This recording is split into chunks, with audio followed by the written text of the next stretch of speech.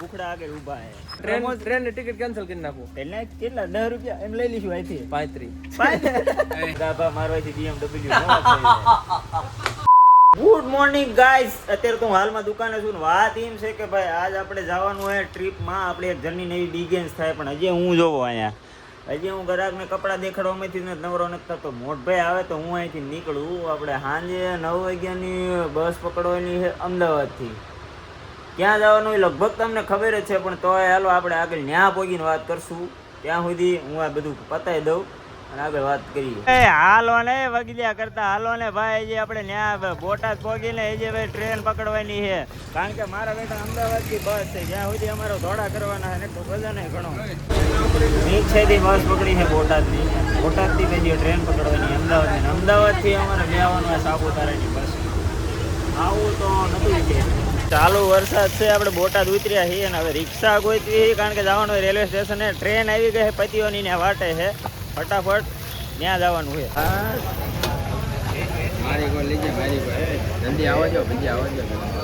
ભંડારા કરવા દો માલિક. ભંડારા કરવા દો. એરાઈવીને આપણે ભાઈ રેલવે સ્ટેશને એરાઈવિંગ થઈ ગયા છે ને ભજીયા લઈ લીધા છે 200 રૂપિયાના. કારણ કે 2 ભૂખડા આગળ ઊભા છે જે ઓર્ગેનાઇઝર પોતે છે. ભજીયા આપણે ખવડાવવા પડે છે તો પાછા અહીંથી ટ્રેનમાં લઈ જાય. હવે કેટલીક કાપી બસ ગજબ બેજતી છે.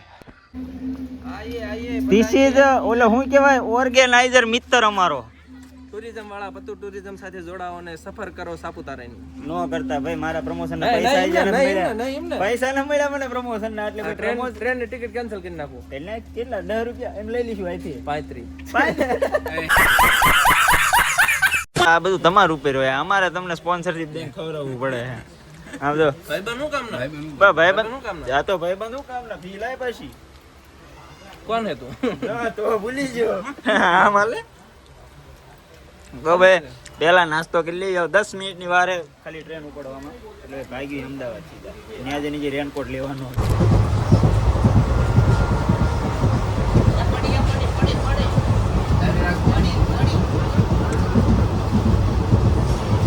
ફર કપાતા વાર લાગશે ભાઈ. આપણે આ દાળ આવી ગઈ છે. આ કઈ દાળ છે? એલા ચણાની દાળ જોવા લે તો.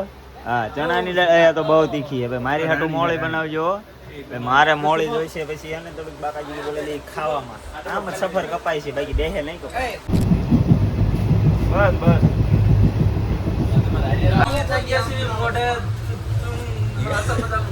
હા ભાઈ હવે અમદાવાદ પહોંચી ગયા. ઉતરવાનો ટાઈમ થયો ને આ બધા મોટા ખંગાઈ આ હોતન હું તો આપણે મોટા ધોવાની જરૂર ન હોય. આમ ફેરે તો એટલે હું વિચારું તું એટલું બધું કાળજો કેમ રે. એટલે ભાઈ ફંટી ને ગાભા મારવાથી BMW क्या बात है सर, क्या बात है सર. ખોટી ઉતાવળ કરીમાં ભાઈ હમણાં જગ્યા આવશે એટલે ઉતરી જાય પ્લેટફોર્મ આવે એટલે ખોટી ઉતાવળ. હજી એને તાર મોટું ધોવાનું બાકી રહી ગયું ને. થોડુંક નાઈ નાખું પાણી જાજુ હતું. તાર નવું હે? ના આપણે નાવાનું હોય નહીં. કા ફંટીને ગાભો માર્યો એમ ને? મારી દીધો ચકાચક. ઓ ભાઈ આની વાતે ક્યાં તમે ચડ્યા? દ્વારકાની બાજુમાં નાગેશ્વર આવ્યું ને જાવું આપણે. તો અલા હાલો પાછી ટ્રેન પકડવી. જાઓ.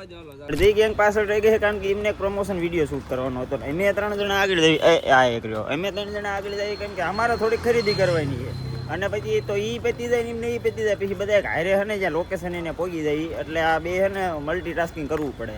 સારી વસ્તુ નથી મળી પણ આ દુકાનમાં 2 ક્રિએટર ગીરી ગયા છે પાવર બેંક લેવા. એકને લેવી છે ને એકને લેવા નથી. માથાકૂટ જબરી હાલે છે એટલે બધા બહાર ઉભા છે. કેટલા જણા ઉભા છે? તો 1 2 એક 3 ને એક 2 ને ઉભા. આ જો બહાર નીકળ્યા. એટલે લીધી કે ન લીધી?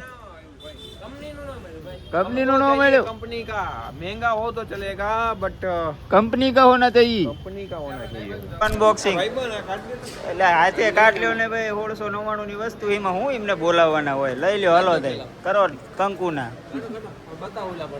ભાઈ 20000 mAh નું બેટરું છે. બેટરું છે પાવર બેંક છે 35 વોટ ની સુપર ફાસ્ટ ચાર્જિંગ છે. લગર વગર ધોઈ નહીં આપણે એમાં કોઈ ધ્યાન નથી દેતું.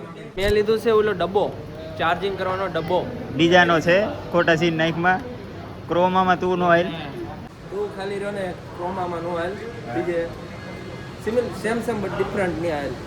क्या बोलूं मैं इस पे. બતાવો ને આમને કોઈ બિલ નથી કરી દેતું. બોલો હવે આમને લીધી ને 1699 વસ્તુ કોઈ આમને બિલ નથી કરી દેતું. નીકળો ને તો હવે રવાઈ દો ને એ લીધી હવે કે 1700 હા 1700 પૂરા પેલા ભૂંડા 1 2 3 4 આ 5 આ 6 7 ને એટલે આઈને ગણ્યો આટલા જણા એક રિક્ષા એટલે બે કરી લેવાય ને હવે હેરાન કરી ગધડીનો ટાઈમ મે આવતો નતો એટલે ઊભા ક્યાં બેઠો આના ખોળામાં બેઠો રિક્ષા વાળા નતા મળતા આપણે ટાઈમે ભૂગવું ને એટલા માટે ભાઈ અરે રે તો ક્રોમાં હટ બતાવ્યો તો ટાઈમે નીકળી જાય ઉડલી ના જઈ રિક્ષા એને આપણે લોકેશને પહોંચી ગયા ને બહાર જેવો તેવો વરસાદ હમણાં આવતો હતો અત્યારે તો રહી ગયો હે અને બેહી ગયા હી માધવ થાળમાં જમવા અમારે બધાએ ગુજરાતી થાળી મંગાવી છે આખી પેનલે આ બે નવી નવાઈ ના પાવભાજી ખાવા વાળા હે ઈ ભલ પાવભાજી ખાય આપણે પાવભાજી તો યાર ગામમાં ખાતા તો આપણે એને ગુજરાતી થાળી ખાઈ હવે ફાઇનલી બસ આવી ગઈ છે અને આ બધા જો એમનો વ્લોગ ઉતારવાનું કામકાજ ચાલુ કરી દીધું છે અને હવે આપણે આ બસમાં જ બેસવાનું છે સીટ જ લેવાની બાકી છે બાકી બધું ચેક થઈ ગયું છે સામાન મૂકી દીધો છે બસ સીટ લઈને બેસી ઓવરનાઇટ ટ્રાવેલિંગ છે એટલે ભૂઈ જવાનું છે હા ખબર છે આ આખો ટ્રાવેલ બ્લોગ થઈ ગયો આમાં તમને બહુ મજા નથી આવી પણ કાલ હવારથી જે મજા આવવાની છે ને એની માટે તમારે લાઈક સબસ્ક્રાઈબ ને બધું કરતા જઈજો આ બ્લોગ આપણો અંત કરવી કાલથી જો બ્લોગ આવશે ધમાકેદાર જોઈ લેજો